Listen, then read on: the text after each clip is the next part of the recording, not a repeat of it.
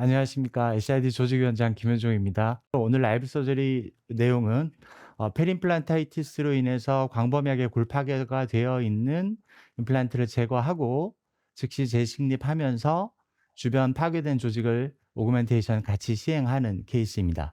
먼저 케이스를 좀 보시겠습니다. 요 40번대 부위를 수술을 할 예정입니다. 예전에 4, 5, 6, 7을 식립했다고 하세요. 5, 6개월 전에 5번하고 6번이 탈락됐다고 합니다. 그리고 지금 남아있는 4번과 7번에도 광범위한 골파괴가 진행이 되어 있어서 이 두 개를 제거하고 44, 46, 47 이렇게 세 개의 임플란트를 식립할 계획입니다. 구황내 상태고요. 그러면 어테친지바나 베스티뷸라 넵스 이런 부분도 그렇게 상태가 좋아 보이진 않습니다. CT상에서 보면 역시나 44번은 버칼 플레이트까지 많이 소실되어 있는 걸 볼 수가 있고요. 46번과 47번도 에피리어 알베올라 커넬까지의 어벨러블 본 하이트가 한 7, 8mm 정도 내외로 그렇게 여유 있는 상황은 아닙니다. 네.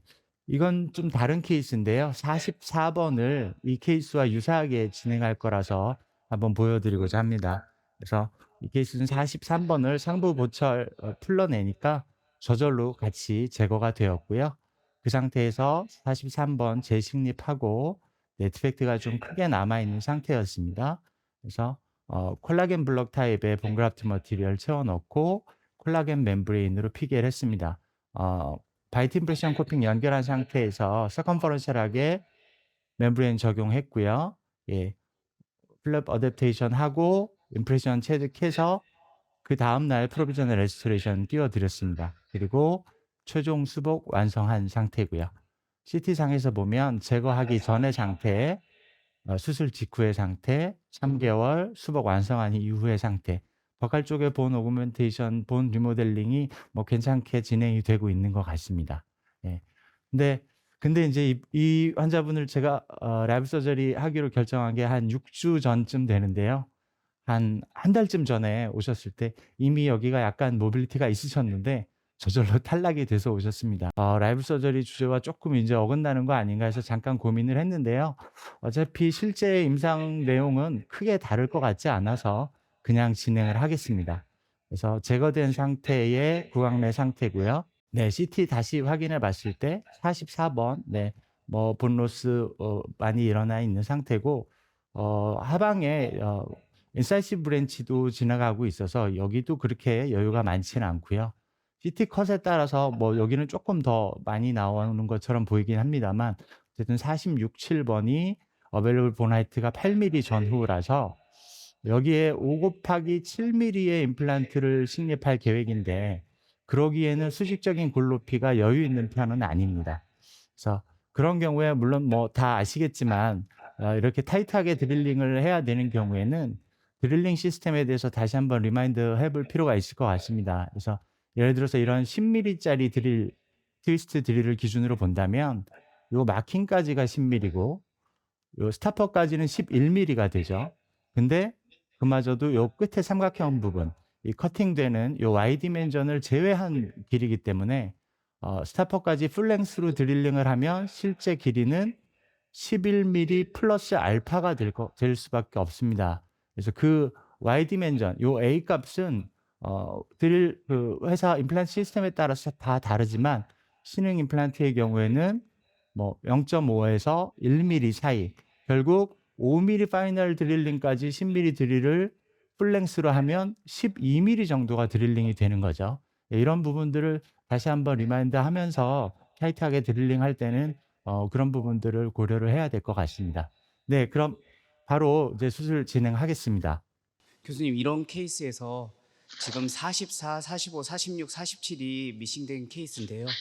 만약에 44번에 저런 본 디펙트가 큰 경우에 저기를 폰틱 처리하고 45, 46, 47 세 개를 심어서 수복하는 방법은 어떻게 생각하시는지 궁금합니다. 네, 사실 제가 보철과 의사가 아니기 때문에 서전의 입장에서 한다면은 일단 뼈를 심을 수 있는데 심을 수 있다면 훨씬 좋을 것 같고요. 근데 저 5번 그러니까 4번 위치 같은 경우에는 지금 매지알 쪽으로 칸틸레버가 생기는 거기 때문에 제가 정확히는 잘 이해를 하고 있지는 않지만 그래도 보철학적으로 어느 정도 서로 이렇게 상호 보완적으로 진행이 될 수 있지 않을까라는 생각을 갖고 있거든요. 실제 임상에서 어떻게 생각하시는지. 만약에 저게 이제 외부 병원에서 치료를 받고 문제가 생겨서 오는 경우는 그 치료 경과 기간이 그렇게까지 크리티컬하진 않지만 제가 심은 임플란트가 문제가 되었을 때는 환자와의 릴레이션십이 굉장히 깨지기가 쉬워서 어떻게 해서든지 빨리 보초를 올려주고 싶은 마음이 급해서 잠깐만 오른쪽. 44번 같은 경우에 이제 뼈 이식을 하고 뭐 투 스테이지로 진행을 하거나 하면은 워낙 기간이 길어지기 때문에 저는 약간 비겁하지만 폰틱 처리도 가끔 하는 편입니다. 네. 사실 그거를 비겁하다고 표현하지만 사실 어떻게 보면은 지금 현재 우리가 가장 심한 경우를 피해가면서 환자에게도 어느 정도 비침습적으로 갈 수 있는 방법이기 때문에 저는 그거를 이렇게 피한다고 생각하지는 않고요. 그냥 여러 그 옵션 중에 하나로 그냥 생각을 해주셨으면 좋겠습니다. 네, 그럼 이제 인시전 진행하겠습니다.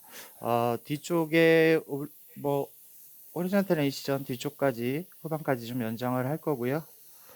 어태진지바가 많지는 않습니다만 그래도 어태진지바를 어태진지바 존 안에서 호리존탈 인시전 시행하겠습니다.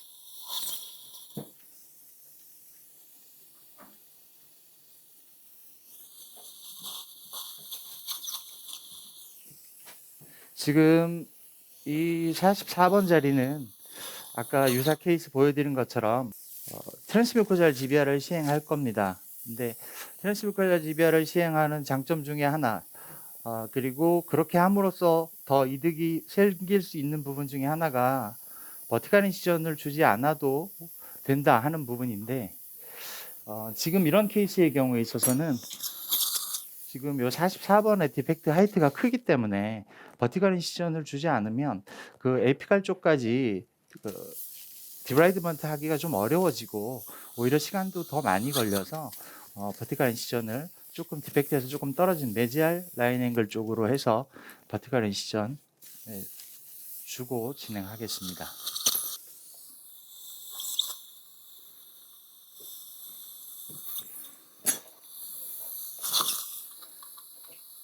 좀 이렇게 치아 인접한 부분 이런 데서는 15번 블레이드만 가지고는 끝까지 잘리지 않는 경우들이 있어서 12번 블레이드를 사용하기도 하고요. 저는 이렇게 익스플로러 이용해서 덜 끊어진 부분들을 확인하고 마저 정리를 해주는 편입니다. 저 아까 그 커팅 잘 안 됐을 때 끊어주실 때 익스플로러 네네. 사실은 포인트로 닿잖아요. 그러면은 네네. 조금 더 힘도 많이 들어가고 중간에 이렇게 탁 밀릴 수도 있을 텐데 그냥 페리스토 엘리베이터로 조금 더 힘을 주면 편하지 않을까. 네. 근데 페르셜 엘리베이터로 하면 이제 플랩이 짓이겨질 수가 있으니까 좀 거기가 덜 끊어진 부분이 어느 정도 좀 되면, 그래서 저는 이게 익스플로러로 그 골막 부분을 느껴주고 하는 거를 더 선호합니다. 얘가 5, 6번 자리도 픽처가 저절로 탈락됐던 자리라서 이 부분도 조금 엉겨 붙어 있는 자리가 좀 있네요. 네, 이쪽에 그래듈레이션 티슈가 좀 많이 붙어 있어서 여기는 나중에 조금 정리를 한번 해야 될 것 같습니다.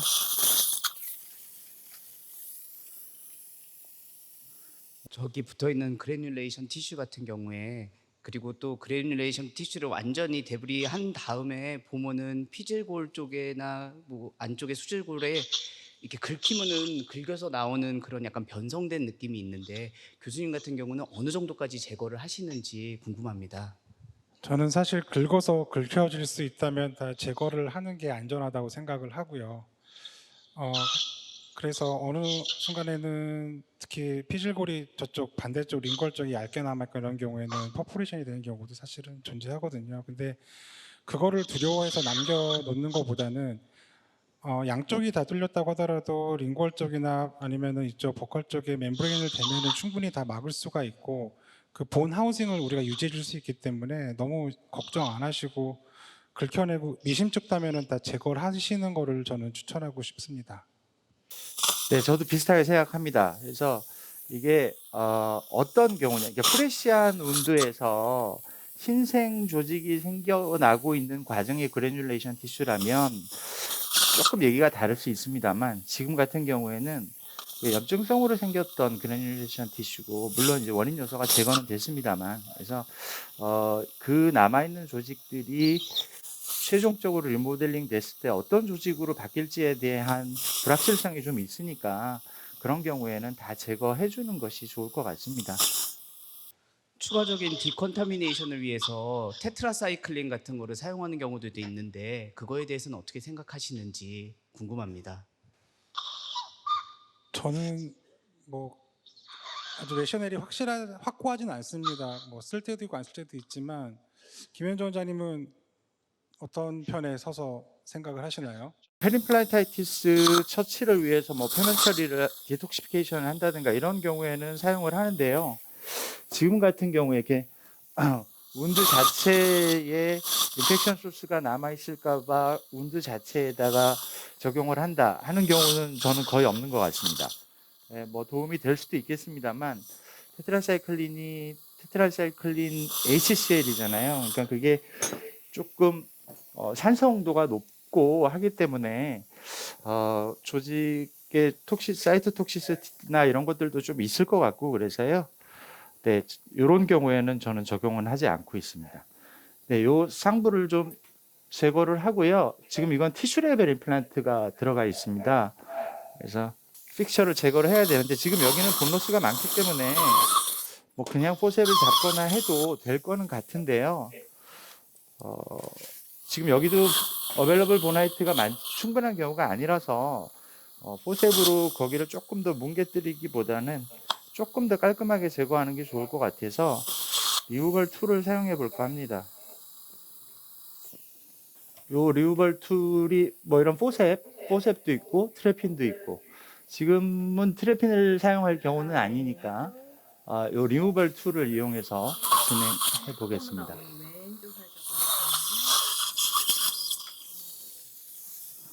저도 이 리무벌 툴을 뭐 여러 번 사용해 보지는 않았는데요. 네. 이게 지금 우리 리무벌 키트가 회사별로 조금씩 그 파트가 좀 다양하게 있는데, 이거는 리무벌 툴이 한 가지입니다. 그래서 그냥 리무벌 툴이 두 피스로 되어 있는 경우가 있고, 이거는 한 가지라서 그냥 카운터 클럭와이즈로 끼우고 계속 돌리는 타입인데, 제가 지금 한 2번밖에 사용을 안 해보긴 했는데 지금까지는 다 잘 제거가 됐습니다.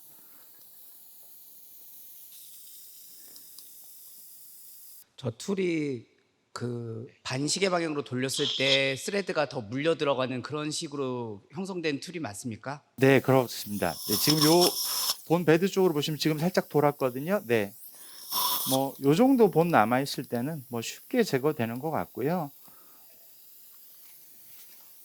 지금 같은 경우는 이제 픽스처에 데미지 없이 바로 뺐는데 혹시 만약에 트랩파인버라든지 피셔버던을 사용해서 뺐을 때는 이제 어쩔 수 없이 파티클들이 주변에 본 속에 남게 되는데 그것이 오세오 인테그레이션에 영향을 미치거나 하진 않을까 우려되는 부분이 있는데 어떻게 생각하시는지 궁금합니다. 사실 그 입자가 남아 쪽에서 오세오 인테그레이션에 크게 문제를 일으킨다라는 증거는 사실은 없고, 그다음에 또 그게 뭐 미세한 입자이기 때문에 알러지 리액션을 일으킬 수 있다라는 걱정하시는 분들도 많은데, 사실 그런 확률은 매우 떨어지거든요. 그러니까 그런 거는 크게 신경 안 써도 되는데, 나중에 우리 엑스레이 찍어서 보면은 되게 기분 나쁘게 하얀 점박이가 있어 보이잖아요. 그 가슴 아픈 거 말고는 사실은 크게 문제될 건 없을 것 같습니다. 좀 저도 그게 별로 유쾌하게 보이진 않기 때문에 가능하면 이제 그 표면을 잘 건드리지 않고, 가능한 그 좀 뭐 약간이라도 떨어져서 입자들이 안 남게 하려고 노력하는 편이긴 하거든요. 근데 어쩔 수 없는 경우도 많으니까요. 너무 걱정을 많이 안 하셨으면 좋겠네요, 저는.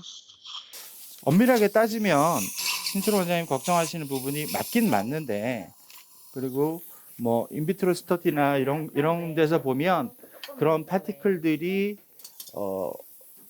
포린 바디로 작용해서 인플라마토리 리액션을 발생시키고 하는 데이터들이 없지는 않은데 실제로 임상에서 우리 뭐 저는 개인적으로 임플란트 플라스티를 좋아하는 편은 아닙니다만 임플란트 플라스티 많이 하시는 선생님들도 계시잖아요. 그런 분들도 그걸로 인한 그 파티클로 인해서 뭐 문제가 된다고 하는 경우는 저도 거의 못 본 것 같습니다. 네, 일단 제거하고 그레이션 티슈도 어느 정도 제거가 된 것 같아요. 일단은 4번을 먼저 식립을 하겠습니다. 전 보통 이렇게 여러 개의 임플란트를 식립할 때는 드릴링 한 번에 하고 식립도 한 번에 하는 거를 선호하는데 지금은 4번하고 6, 7번을 좀 드릴 패턴을 좀 다르게 가져갈 거라서 4번만 먼저 식립하겠습니다. 4번이 약간 기존의 식립 위치가 좀 버칼 쪽에 위치해 있었기 때문에 약간 링궐 쪽으로 들어갈 거고요. 여기도 지금 인사시오 브랜치까지의 여유가 그렇게 많지 않아서 한 2에서 3mm 정도 이상 못 들어갈 것 같습니다. 네, 지금 한 8.5mm 마킹 정도에 걸려 있거든요. 링궐 본 기준으로. 여기에서 뭐 한 11.5 이상 안 들어가게 드릴링 하려고 합니다. 저런 경우에 드릴링을 하다 보면은 링구얼 월이 인텍트하고 버커럴이 없을 경우에 저희가 아무리 신경을 써도 전체적으로 포지셔닝이 계획했던 것보다는 버칼 쪽으로 밀리는 경우들이 많이 있거든요. 그래서 저희가 그거를 주의하기 위해서 노력을 많이 하는데 혹시 교수님은 그럴 때 무슨 특별하게 사용하시는 방법이나 팁이 있다면 좀 궁금합니다. 네, 아까 오전 세션에서 저 박종철 원장님도 그랬고 이원표 교수님도 강의해 주셨지만 사실 드릴의 헤드가 튀는 거를 막아주는 게 가장 중요하거든요. 그래서 한 손으로 그냥 우리가 일반적으로 가이드에다 넣고서는 드릴링 하듯이 하게 되면 내가 원치 않는 스피닝이 생기거든요. 그래서 튀어나가는 경우가 많고 그리고 그렇기 때문에 헤드 쪽을 내가 힘을 가해주는 방향 일정한 벡터로 딱 유지를 해주고 드릴링 해주는 게 제일 중요하고요. 그 다음에 지금 우리가 일반적으로 임플란트 심을 때 한 회사의 드릴을 쓰면 그 회사 드릴 것만 쭉 쓰는데 그 중간중간에 단계들을 조금 더 이렇게 짧게 줄여서 갈 수 있는 드릴 선택해주면 드릴 직경을 조금 더 크게 튀지 않게 해주면은 훨씬 그런 걸 좀 막을 수 있는 그런 팁이 되지 않을까 싶습니다. 완전히 담으셔도 돼요. 네. 네.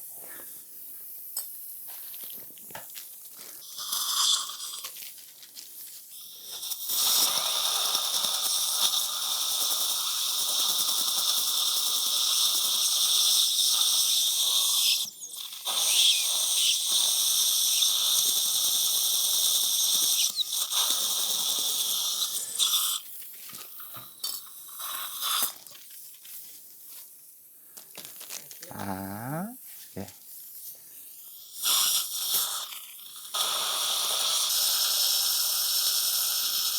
루나 410 주세요.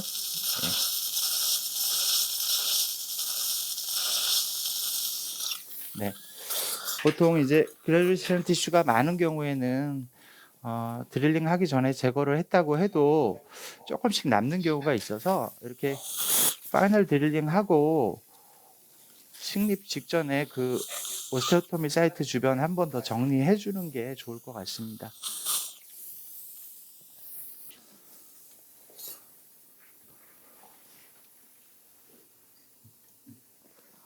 지금 사용하시는 게 UV 부스터로 알고 있는데 오래 사용하신 걸로 알고 있습니다. 지금까지 사용하셨을 때 지금까지의 느낌은 어떠셨는지 궁금합니다.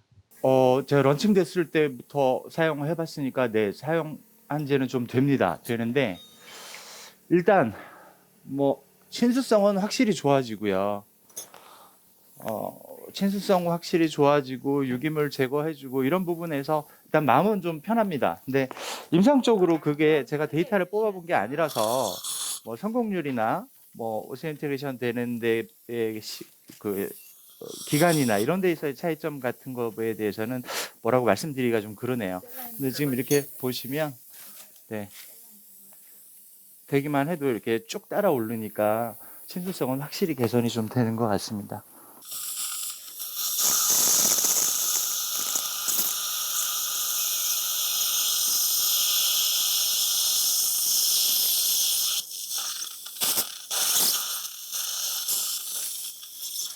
지금 이게 에피칼 쪽에서 잡아주고 있는 부분이 많지 않기 때문에 너무 과도하게 토크를 주다 보면 여기서 스피닝이 일어나면 그때는 이제 고정을 얻기가 어려우니까 너무 과하게 고정을 얻으려고 하지 않는 게 오히려 나을 것 같습니다.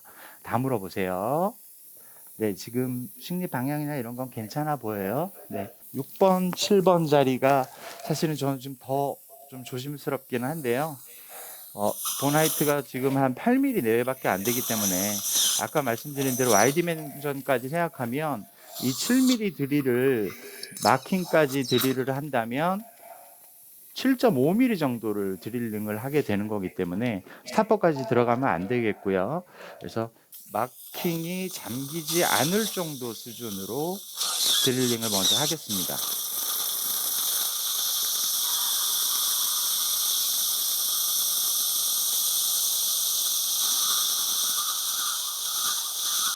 저렇게 캐널과 매우 근접한 경우 그 블럭 마치 안 하고 그냥 치면 마치만 해서 환자의 센시티비티를 이용해서 이제 캐널과 얼마나 근접했는지를 확인하시는 분들도 계시는데 교수님은 어떤 식으로 하시는지 궁금합니다.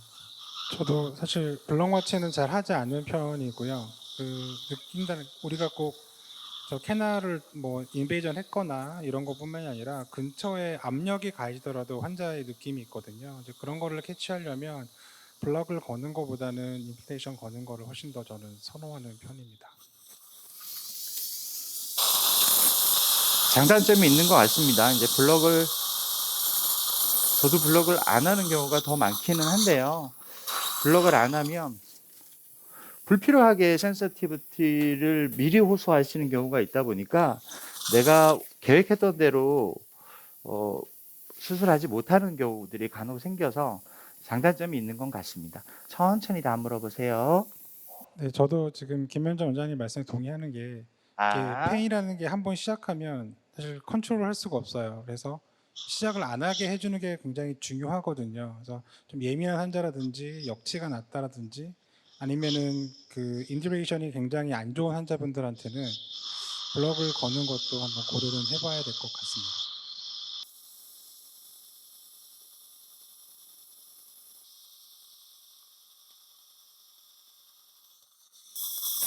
지금 RPM은 어느 정도로 하고 계시는지 궁금합니다. 1200에 맞춰놓긴 했는데요. 제가 지금 풀로 밟고 있진 않아서 제가 한 3, 400, 5, 600 이 정도일 것 같습니다. 여기가 지금 에이펙스에서부터 지금 골질은 좀 좋은 편이라서요. 네, 에이펙스에서 많이 들어갈 수 있는 경우가 아니에요. 한 2, 3mm 정도밖에 여유가 없습니다. 한 2mm 정도 더 드릴링한 링구얼 본 기준으로 네, 마킹을 맞춰 보려고 합니다. 앞에가 조금 깊이가 덜 들어가서요. 조금 더 마저 할게요. 예, 링구얼본은 조금 더 하이트가 있어서 링구얼본에 스타퍼가 걸려서 예, 마킹까지 완전히 한 번에 도달 못하는 부분이 조금 있는 것 같아요. 네.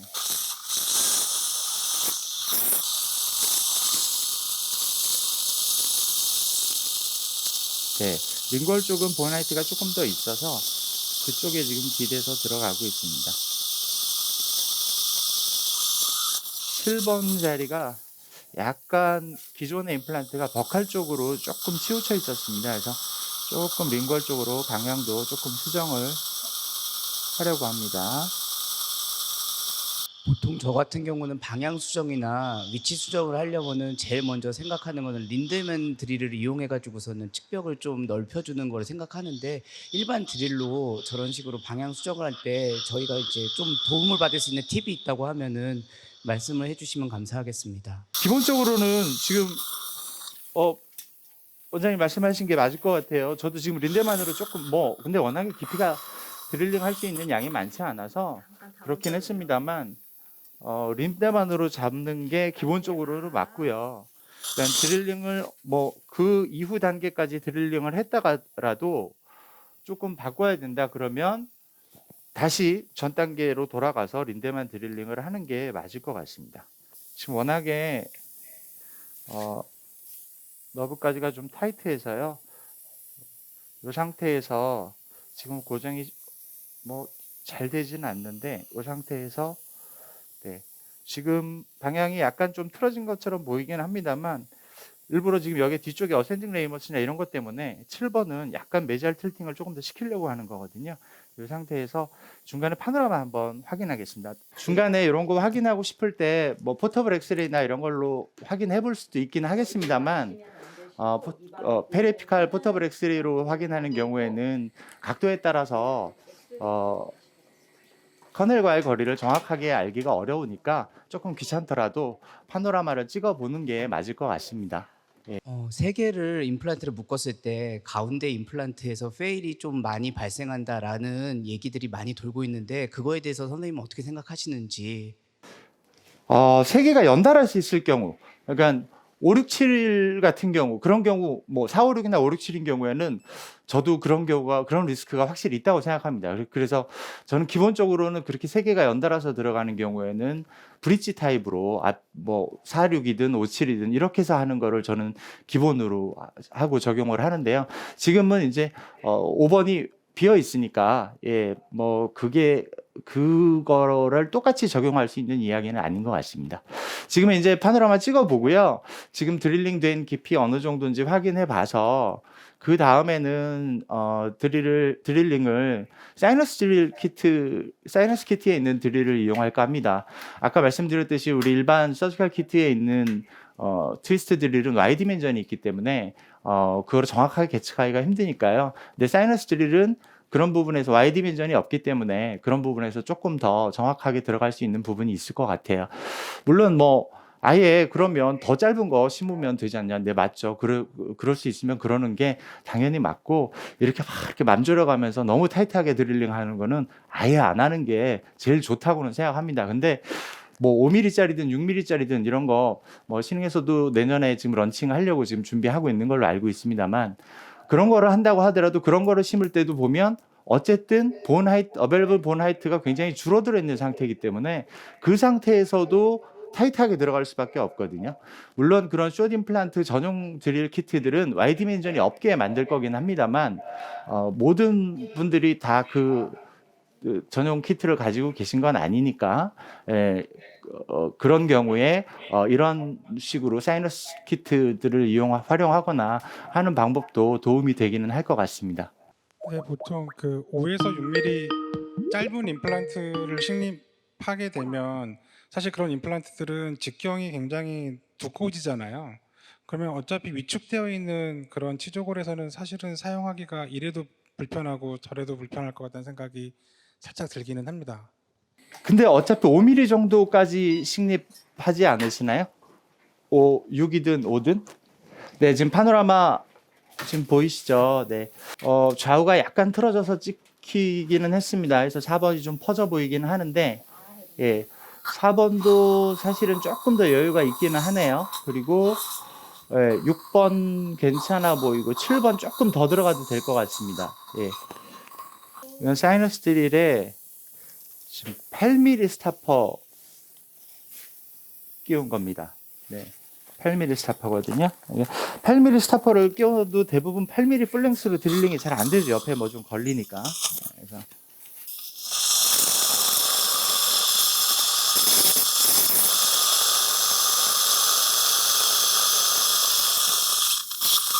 여기는 조금 더 들어가도 될 것 같아요.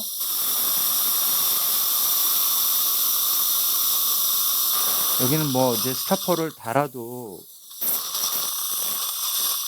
어디 지지할 곳이 없어서 조금 더 조심스럽긴 하네요. 네, 골질이 본 하이트는 낮은 반면에 골질은 굉장히 단단해서, 네, 더군다나 이 사이너스 드릴은 아무래도 트위스트 드릴보다는 커팅이 조금 더 떨어지니까요. 드릴링이 조금 더 시간이 걸리긴 하네요. 사이너스 드릴로 다이아미터 늘려가면서 드릴링 하겠습니다.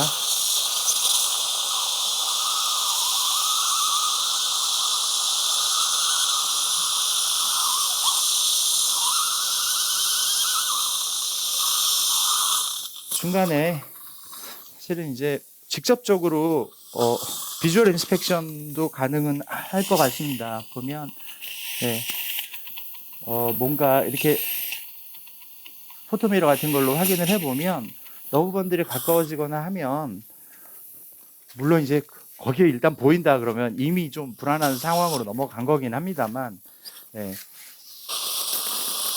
노출이 되면 거기에 뭔가 소프티슈 번들, 러브 번들 같은 게 나타나기 시작할 수도 있기 때문에 중간중간에 그렇게 확인해 볼 수도 있을 것 같아요.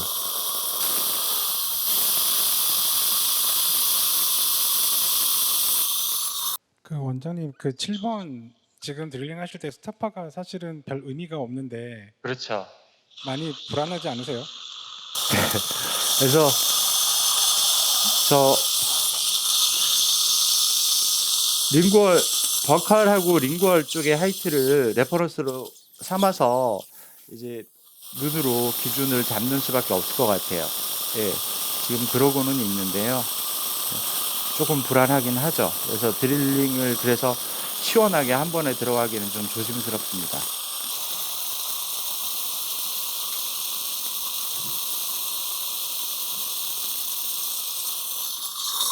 네, 이제 4.2 드릴까지 진행하고 507 두 개 주세요.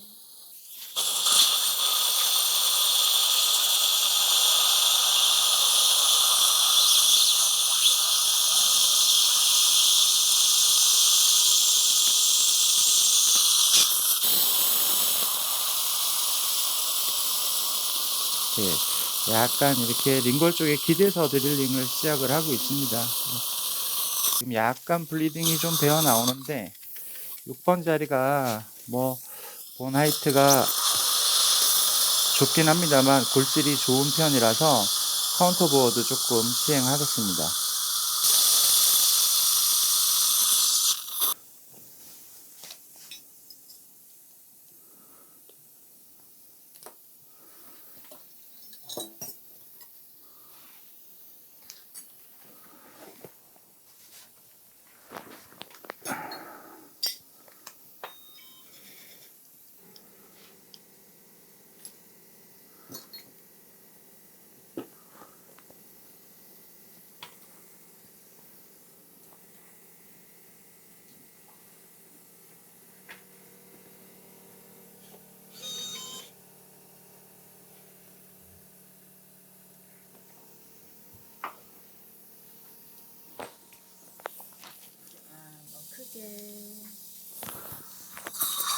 아,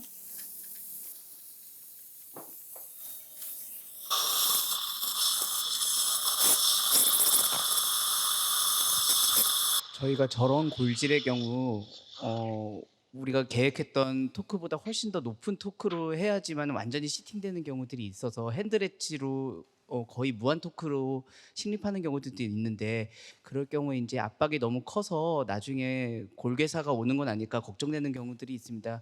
선생님 같은 경우에는 그럴 때 다시 드릴링을 한번 해서 카운터볼을 그럴까요? 사용하시는지 아니면은 그런 좀 압박을 푸는 방법이 있는지 좀 궁금합니다. 네, 제가 못 들었습니다. 교수님이 그러면 아, 답변을 네. 좀 해주시면. 네. 사실 그 열이나 이런 것 때문에 괴사될 수 있는 확률이 굉장히 높죠. 굉장히 높고 또 만약에 토크가 이게 무한 토크로 들어가는 경우에는 특히 골질이 저렇게 코티컬볼이 너무 빡빡한 경우에는 사실 카운트 보링을 조금 더 깊게 해주거나 아니면은 끝까지. 정 안 되면 좋아요. 그 완전 한 사이즈는 아니지만 약간 그거보다 조금 더 두꺼운 직경의 드릴 다른 회사 거래도 그 초반에 그 코널 부위 한 3분의 1 정도만 살짝 드릴링을 해주면 조금 더 편하게 들어가고요. 그 다음에 걸리는 경우가 코티컬 본이 빡빡해서 그럴 수도 있지만 내가 그 스텝 드릴을 하는 동안에 이 각도가 변하거나 이런 것들 때문에 약간의 유격이 생겨서 거기서 잘못 들어갔을 경우에 패스를 바꿔주기만 해도 또 조금 편하게 세팅이 되는 그런 경우들이 있는 것 같습니다.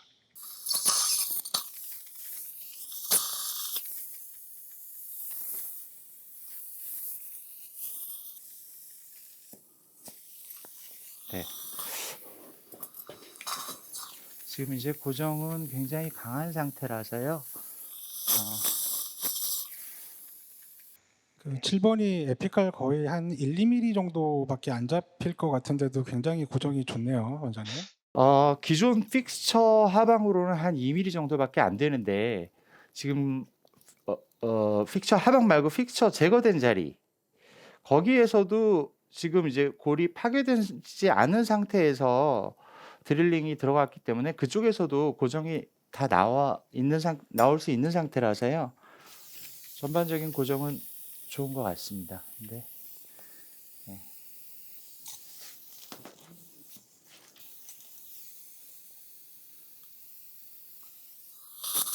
네, 6번은 링골 본 기준으로 보면 한 1mm 정도 들어가 있고요. 버칼 쪽은 한 스레드 한 2개 정도 노출되어 있는 상태.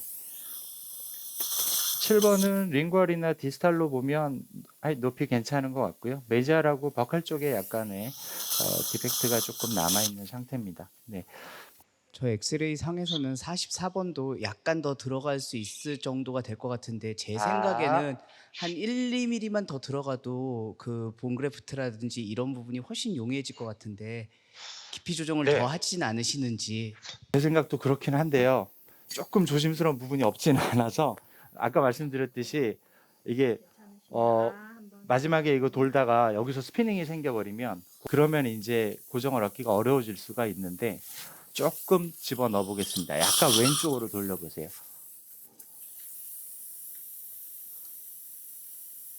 지금 네, 지금 고정이 약하거든요. 여기는 네, 더 돌리면 돌 것 같은데 말씀하신 대로 조금 그래도 더 들어가고 싶긴 합니다. 링걸 본 기준으로 봐도 조금 더 들어가는 게 좋겠어요. 그래서 드릴링 조금 더 하고 여기 4번 자리는 조금 더 들어가겠습니다. 네, 지금 고정이 굉장히 약한 편이라서 조금 더 드릴링하고 조금 더 들어가겠습니다. 4번 드릴링을 조금 더 하겠습니다. 파노라마상에서 봐도 조금 더 여유가 있어서요.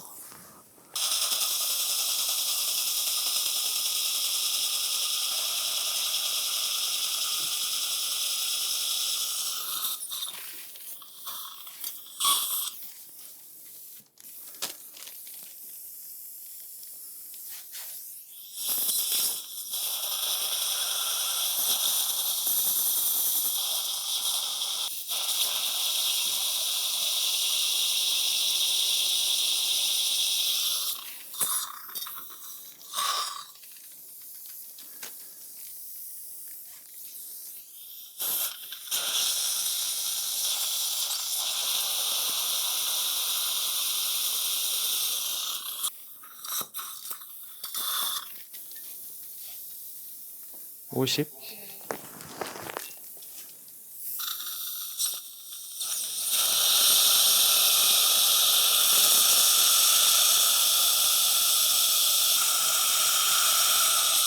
오히려 고정이 더 안 나오는데요, 지금? 네.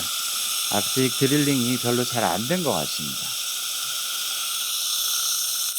네, 고정이 약해요.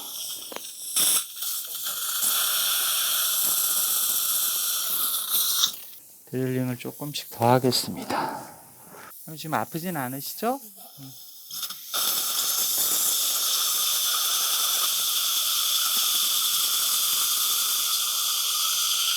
인사시 브랜치 같은 경우에는 이제 크로스 이너베이션이 좀 많이 되어 있기 때문에 조금 더 리스크가 적긴 합니다만 어쨌든 그쪽도 일부러 건드려서 좋을 건 없고 적어도 트랜지언트하게라도 감각 이상이 올 수가 있기 때문에 50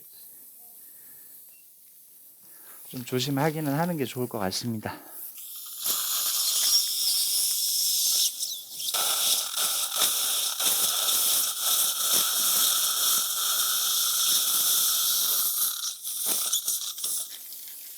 아까보다 조금 더 들어갔고 근데 고정은 네, 뭐 놀지는 않습니다만 고정은 좋은 편은 아니네요. 7번도 조금 더 들어가도 될 것 같습니다. 네, 워낙에 지금도 고정이 강해서 어떨지 모르겠네요.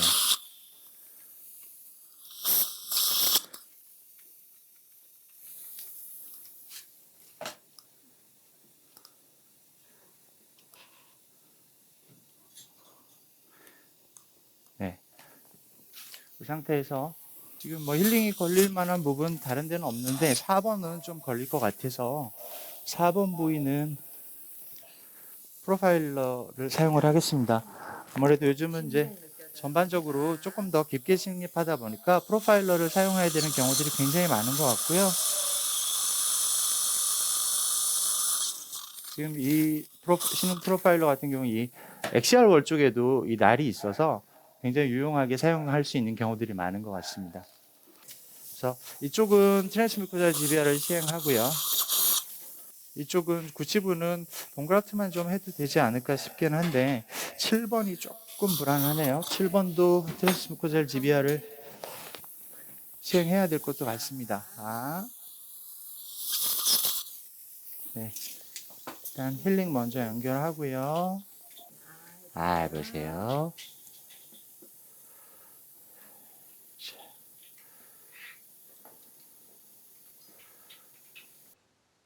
그 원장님 트랜스미코젤 GBR 할지 아니면 스테이지 어프로치로 완전히 프라이머리 클로저 시킬지 판단하시는 기준이 있으신가요?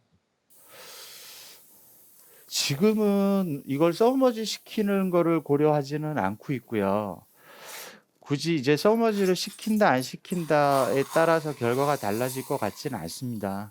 근데 오히려 결과가 달라지지 않는 정도가 아니라 예를 들어서 저 지금 4번 같은 경우에 디펙트가 지금 위드스, 하이트, 뎁스 다 좀 큰 편이거든요. 위드스와 하이트가 크다는 거는 불리한 부분이고 뎁스가 크다는 거는 이제 리저네이션 측면에서 봤을 때는 유리한 측면일 텐데 이렇게 위드스 하이트가 큰 경우에 서브머지 시킬 경우에 실제로 스터디 결과들에서도 보면 그렇게 서브머지 시켰을 때 정작 우리가 필요한 코로날 쪽의 볼륨이 제대로 이루어지지 않는 경우들이 많기 때문에 이런 경우에는 오히려 트랜스미코잘 GBR이 더 저는 유리하다고 생각합니다. 이 트랜스미코잘 파트가 그런 플랩의 압력을 줄여줄 수 있기 때문에 오히려 더 유리할 수 있을 것 같아요.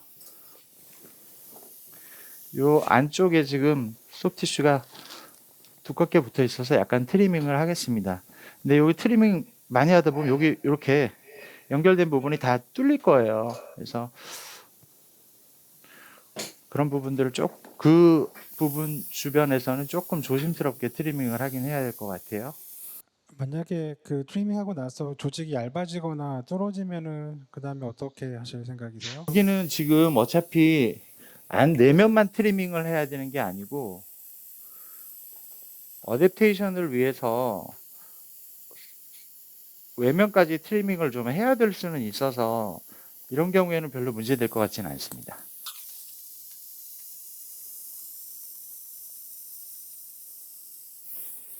네, 먼저 플랩 어댑테이션을 먼저 좀 시켜보고요.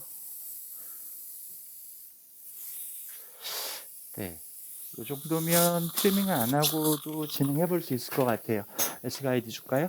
네, 일단은 멤브레인 먼저 적용시켜 보겠습니다.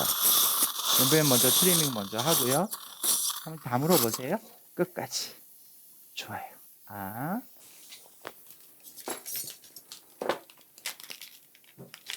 이건 템플레이트고.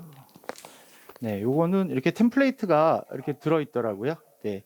템플레이트를 이용해서 미리 좀 재단하고 그러고서 사용할 수 있게 템플레이트가 이렇게 같이 들어 있었습니다.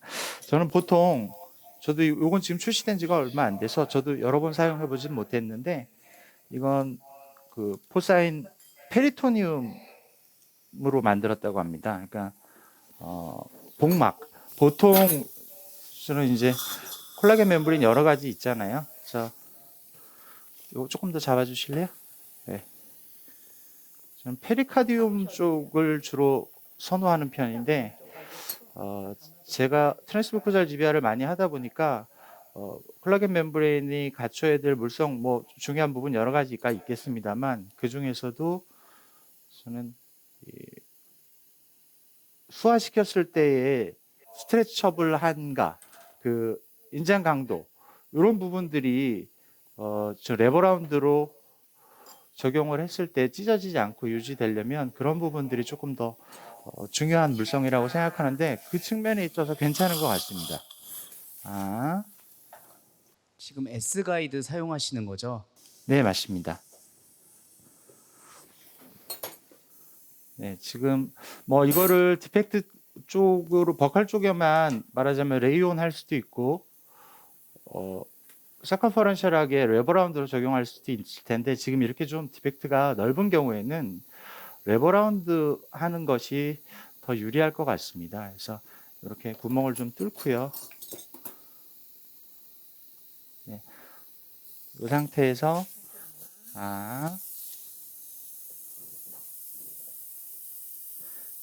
네, 이렇게 적용을 하려고 하는데요. 네, 모양은 이 정도면 괜찮을 것 같습니다. 인터스 콜라겐 줄까요? 네. 온그라프트 머티리얼은 저는 이제 콜라겐 블록 타입을 선호하는 편이라서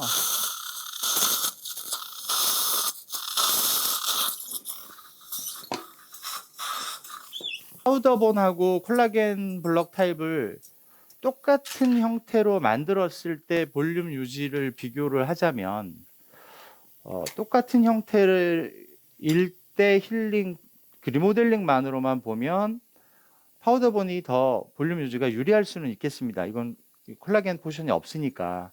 근데 문제는 우리가 실제로 적용을 하는 데 있어서는 파우더 타입은 적용하는 그 술식 중간에 이미 컬랩스 되는 경우들이 많기 때문에 그걸 단순 비교하기는 어려울 것 같아요. 그래서 수술을 할 때 수술 직후의 모습 자체가 어떤 게 더 유리하냐의 측면에서 보면 이런 콜라겐 블록 타입이 훨씬 더 유리하다고 생각합니다.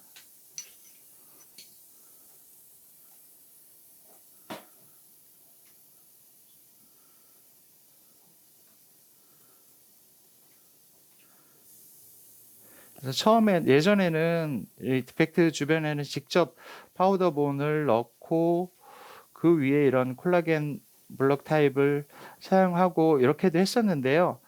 뭐 특별한 차이 있다고 생각되지 않아서 임상적인 편의성을 더 중요하게 생각하고 주로 이런 콜라겐 블록 타입만 요즘은 적용을 더 많이 하는 편입니다. 네, 이 정도 약간 근데 슈링키지가 되는 거를 어떤 경우들은 슈링키지 되는 게 없을 수는 없기 때문에 어느 정도 약간 오버빌드업 하는 것은 필요할 것 같습니다. 하고 이제 멤브레인 적용하면서 모양을 조금 더 잡아 볼게요. 하고 그 위에 아까 트리밍 해 놓은 이게 이제 지금은 이 구멍이 이 홀 뚫어 놓은 게 잘 맞는데요.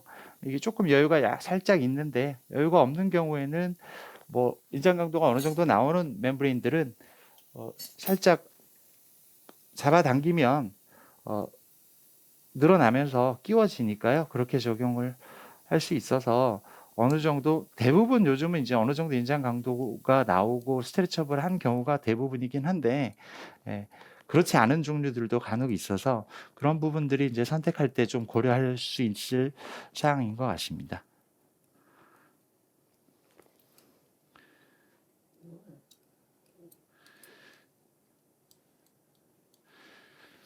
링골 쪽에도 살짝 얹혀주고요.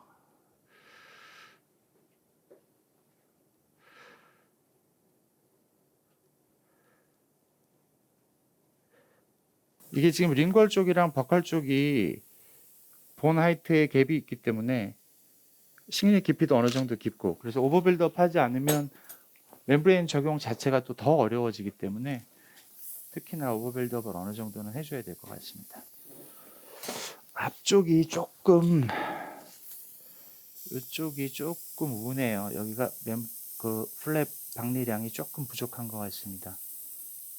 조금 더 박리하고 들어갈게요.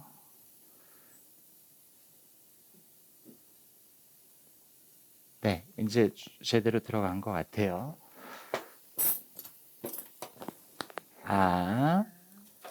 네, 7번 자리가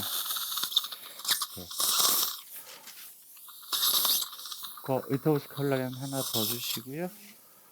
S가이드도 하나 더 주세요. 7번도 네, 원래 제 계획은 7번은 그냥 본그래프트만 하려고 그랬습니다. 6번, 7번은. 근데 지금 봐서는 생각했던 것보다 조금 더 디펙트 위드스가 좀 있는 편이라서 7번도 멤브레인 사용하겠습니다.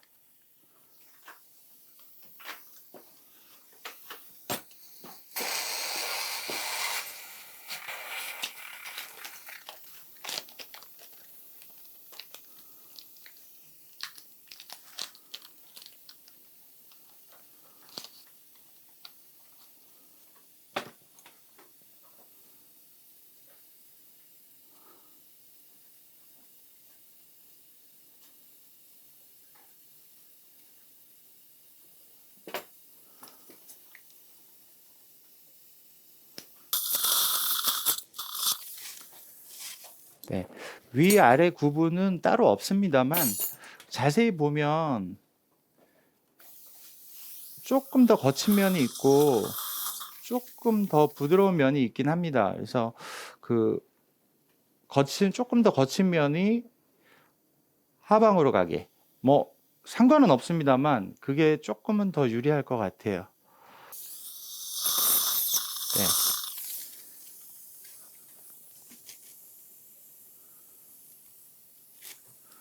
6번 쪽에는 또 버칼 쪽에 노출된 부분 본그래프트 머티리얼 좀 쌓아주고요.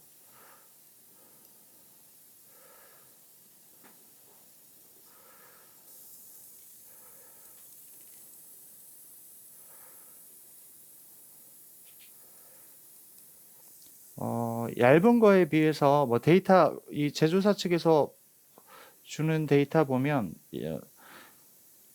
물성 자체가 얇고 좀 잘 얹혀지는 타입인데 비해서 인장 강도는 좋은 걸로 수치적으로는 그렇게 회사 쪽 데이터는 그렇게 나오고 있는 걸 봤습니다. 지금도 보면 약간 작을 수 있는데 약간 이렇게 늘리면서 들어가면 어댑테이션 잘 되니까요.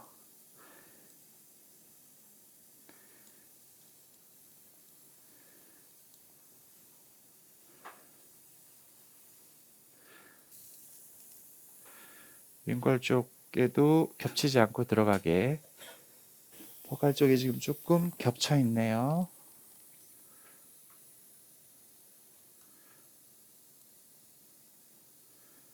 네. 그 운드에 어댑테이션 되는 성질은 좋은 것 같습니다. 패시브하게 잘 자리 잡고 그 상태에서 잘 얹혀지는 것 같아요. 원장님 멤브레인 고정은 따로 하실 생각이 있으신가요? 네, 따로 고정 안 할 겁니다. 네. 저 예전에는 페리오스텔 수초로 고정을 많이 했었는데요. 지금 이렇게 레버라운드로 적용할 때는 굳이 안 해도 되는 경우가 대부분인 것 같고요. 또 이 경우에 이제 페리오스텔 수초나 이런 걸로 하다 보면 아까도 말씀드렸듯이 이제 코로나 쪽에서의 볼륨을 유지하는 측면에서 보면 다시 거기를 콜랩스 시키는 경우들이 있어서 그 페리오스텔 수초 머티리얼이 어디를 누르고 어떻게 지나가는지를 더 신경 써서 해야 되는 경우가 많은데 아무리 그렇게 해도 조금씩 눌러지는 경우가 많아서 핀이나 스크류를 쓰는 경우가 훨씬 더 유리한데 지금은 이렇게 그 트랜스모커잘 파트가 어느 정도 잡아주고 있고 플랩 프레셔도 어느 정도 방지를 해줄 수 있기 때문에 굳이 따로 고정하지 않고 이렇게 마무리하려고 합니다. 선생님 이제 수처 들어갔으니까 거의 이제 수술이 마지막에 막바지인데요. 오늘 이제 픽스처가 쉽게 잘 나오는 케이스이기 때문에 그런 부분이 우리가 이제 주로 다루진 않았지만 픽스처 티어링이라든지 이런 게 있어서 굵고 깊이 심겨진 픽스처인데 반드시 제거해야 되는 경우들을 왕왕 만나게 됩니다. 그럴 때 혹시 선생님만 가지고 계신 픽스처 잘 빼는 법 이런 것들의 꿀팁이 있으면은 몇 가지 전수해 주셨으면 감사하겠습니다. 네, 아까도 말씀드린 일단 기본적으로는 뭐 키트를 사용할 수 있으면 아까 지금 이 케이스에서 한 것처럼 키트를 사용해서 제거를 할 수 있으면 그게 제일 가장 주변 골 손상을 적게 하는 방법이긴 한데 항상 가능한 건 아니죠. 그래서 그럴 때는 이제 선택할 수 있는 게 트래핀을 쓰던가 아니면 오늘 오전에 이원표 교수님이 아마 자세하게 설명해 주셨을 것 같은데 그 샤프한 다이아몬드 포인트 니들버 우리 뭐 크라운 프랩 하거나 할 때 프록시말 따는 니들버를 가지고 쉔크가 긴 걸로 그걸로 거터링을 한 다음에 엘리베이터 사용하면 대부분은 쉽게 나오는 것 같습니다. 그리고 트래핀을 사용하는 경우도 지금 이 경우에는 티슈 레벨 임플란트였기 때문에 트래핀을 사용할 수 있는 경우는 아니었습니다만 본 레벨 임플란트의 경우에는 키트로 나오지 않는다면 트래핀을 풀랭스로 하지 않고 에이펙스 쪽으로 한 3, 4mm 이상 남겨놓은 상태에서도 그 상태에서 다시 키트 적용을 해보면 또 쉽게 나오는 경우들이 대부분이기 때문에 트래핀을 사용하는 경우에 본로스가 너무 많아져서 골 파괴가 너무 많아져서 뭐 즉시 재직립을 하거나 하는 게 불가능하거나 꼭 그런 것 같지는 않습니다.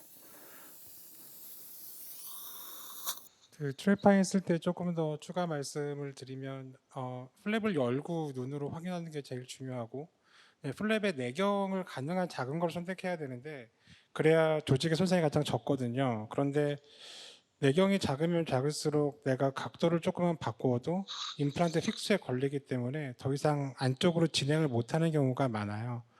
그래서 가능한 그 임플란트 표면에 걸리지 않기 위해서 각도 유지를 정말 잘 해주셔야 되고 그 다음에 한 3분의 1에서 절반 정도 드릴링이 된 이후에 한번 이렇게 흔들어 보면 힘이 어떨 경우에는 그런 경우에도 뽑힐 수도 있고요.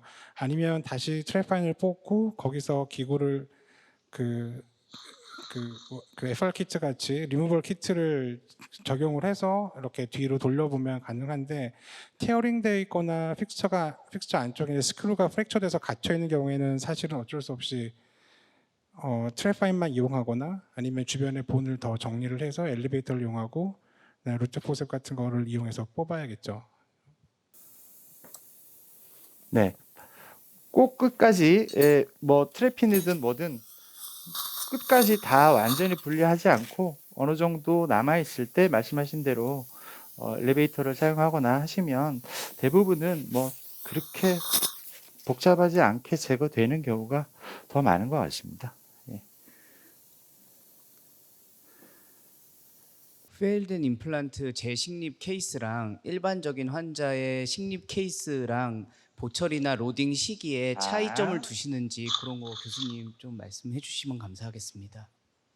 물론 차이를 조금 두기는 하는데 저도 제 정확한 데이터를 갖고 했던 건 아니었는데 아까 이원표 교수님께서 보여주신 데이터를 쭉 정리해 보면 한두 달 정도씩 더 시간을 투여했었을 때 결과가 그러니까 그렇죠. 결과적으로 좋은 결과를 봤더니 더 오래 기다리고 했었더라라는 결과들을 냈거든요. 그러니까 그걸 보면 확실히 조금 더 한 달씩이라도 조금 여유를 두면 훨씬 더 안전하지 않을까 싶습니다. 왜냐하면 그 염증 조직이 해소되는 것도 문제가 있고, 그다음에 초기 고정을 아주 잘 얻기가 쉽지가 않고요. 그다음에 초기 고정을 잘 얻었다 하더라도 혈액 공급이라든지 이런 게 원활하지 않기 때문에 조금씩 힐링 피리어드를 조금 늘리는 게 좀 좋지 않을까라는 생각이 듭니다. 네, 임플란트를 제거한 후와 이제 자연치를 제거했을 때를 비교를 하면 힐링 커패시티는 조금 차이가 있긴 있는 것 같습니다. 근데 이제 임플란트를 제거하는 것도 어떤 이유로 제거했느냐에 따라서 또 조금 다른 거는 같아요. 네, 네. 네, 죄송합니다. 마지막에 이제 거의 안쪽에 마취가 많이 되지 않은 것 같아요. 마취 조금 더 할게요.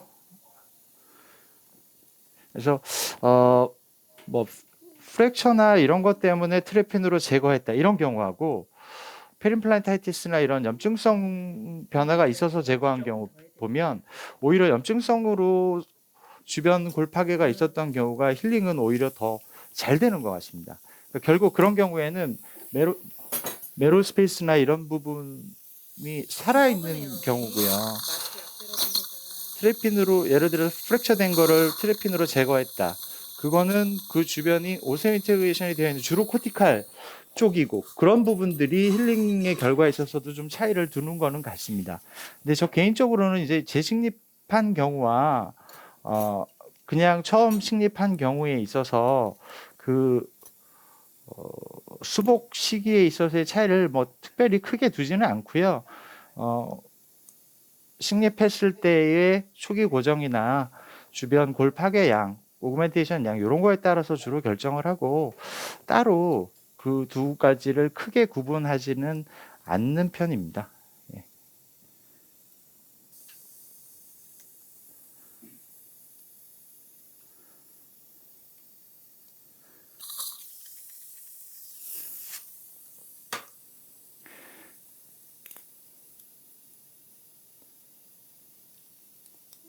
버티컬 인시전인데 수척 계신데 그쪽에 이제 수척 이제 처음 하시는 분이 어려워하는 게 귀 맞추는 거 굉장히 어려워하시잖아요. 혹시 알려주고 싶은 팁 있으시면 해주시죠.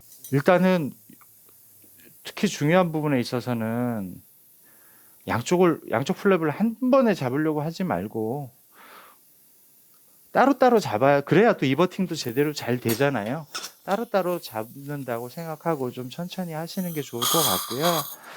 또 생각보다 대부분 보면 에이피칼 쪽으로 그러니까 무버블 플랩을 픽스드 플랩의 에이피칼 쪽으로 가게 하는 그러니까 코로날 쪽으로 가게 하는 경우가 더 많은 것 같아요. 그래서 한 땀 잡고 대충 어댑테이션 시켜서 어느 정도인지를 확인하고 하시면 될 것 같고요. 네, 지금 이제 수술은 마무리가 됐습니다. 근데 지금 보시면 결국은 우리가 이렇게 재건하는 것도 다시 치료하는 것도 중요하지만 애초에 그럼 왜 망가졌으며 앞으로 이렇게 다시 치료했을 때 어떻게 될 것인가가 또 중요할 건데요. 지금 보시는 대로 이런 7번 부위 이런 데는 특히나 어태진지바나 베스티블라 뎁스 이런 게 지금 많이 부족합니다. 그래서 저는 프리즘랄 그раф트를 아주 많이 하는 편은 아닌데요. 지금 이런 경우에는 수복 힐링 과정 내지는 수복하고 나서 직후에 좀 더 면밀하게 관찰을 해서 필요한 경우에는 이 베스티블라 뎁스를 확보해 주려고 하는 노력이 필요할 것 같습니다. 네, 이제 다 마무리된 것 같습니다. 다 물어보세요. 네.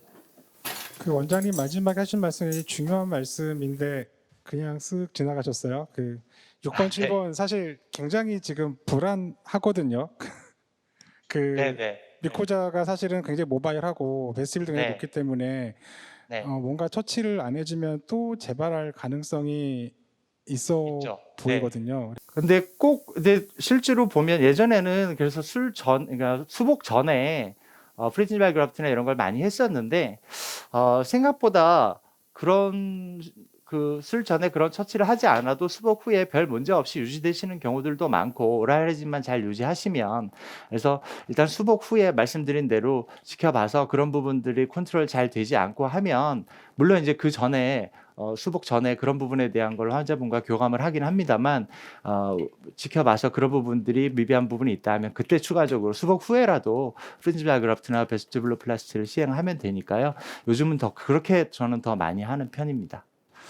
네, 정리하겠습니다. 뭐 임플란트를 제거하고 재식립하고 하는 데 있어서 여러 가지 뭐 결정할 사항이 많을 거는 같습니다. 뭐 근본적으로는 치료할까, 제거할까, 제거를 어떻게 할까, 제거 후에 재식립의 타이밍은 어떻게 가져갈까, 또 제거는 어떻게 할까 여러 가지 고민되는 부분이 있을 텐데요. 그런 부분들에서 조금 뭐 생각할 수 있는 시간이 되었으면 좋겠습니다. 네, 이상으로 마치겠습니다.